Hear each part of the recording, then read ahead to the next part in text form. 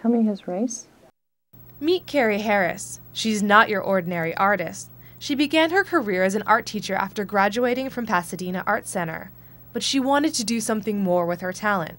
My neighbor, who's a police officer at the time, suggested going into forensic art. So I started investigating it and went back to school, got a degree in criminal justice, and went back to school for forensic art. This was not an easy road to travel. Most of the people that I met kind of scoffed a little bit and said, this is a silly idea. You're not going to be able to do this. It's such a specialized field. And so I had to just buckle down and have a really clear goal and follow through with the education. 4 years ago, Harris landed a job at the Torrance Police Department. She works as an administrator in the detective unit, but she also serves as a forensic sketch artist.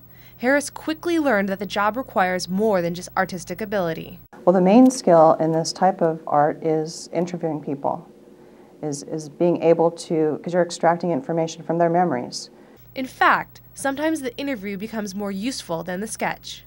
It's a little easier to talk to someone who's a civilian, who's having more of a conversation with you than maybe a uniformed officer out, on the sidewalk. And so a victim may remember more and be a little more at ease and give a more thorough interview.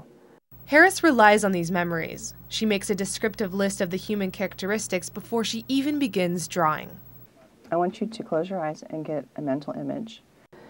I ask them to give me any visual memory that they have. It's different for everybody. Some people have sort of a photographic memory and they'll be able to tell me small details about what a suspect looked like. Other people won't be able to tell me anything and they'll need to use photo reference, and then we'll pull out mugshots. Side by side, she sits with the victim or witness. The process can take up to 4 hours. She uses basic drawing utensils, graphite pencils, grids, rulers, and draws her sketch life-size to make the picture more real. It's forensic drawings like this one that help detectives in their pursuit of identifying suspects. In fact, the man in this sketch was identified and arrested last year after Harris's sketch was released in the newspaper. The purpose of it is to narrow down the field of suspects. It's not, it can't, in other words, it can't convict the wrong person because it looks like somebody else. In the end, Harris's work is one piece of a larger puzzle. Her work illustrates the collaborative nature of crime solving.